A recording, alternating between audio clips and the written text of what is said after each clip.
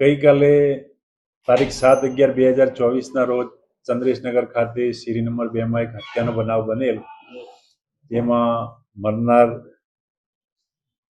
કમલેશભાઈ વિનોદભાઈ રાઠોડ હતો. તેમજ આ કામે આરોપી નંબર 1 છે નિલેશ જીલુભાઈ વાઘેલા. નાઓની પત્ની અગાઉ 5 માસ અગાઉ રીસેને જતી રહેલી, જેમ કે માલવીયા પોલીસ સ્ટેશનમાં ગુમ જાણતો પણ નોંધ કરવામાં આવેલ.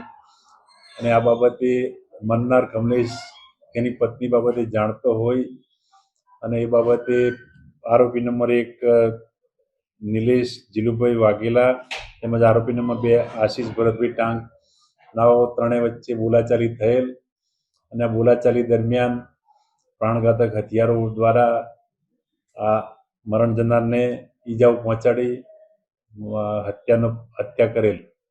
હાલ સુધી તો એ બાબતે કોઈ એવું પ્રેમ સંબંધ બાબતે કોઈ હાલ હજી સુધી ફલિત થયું નથી, પણ આ બાબતે આરોપી એમ જણાવે છે કે મારી પત્ની વિશે જાણતો હતો કે ક્યાં હાલમાં છે.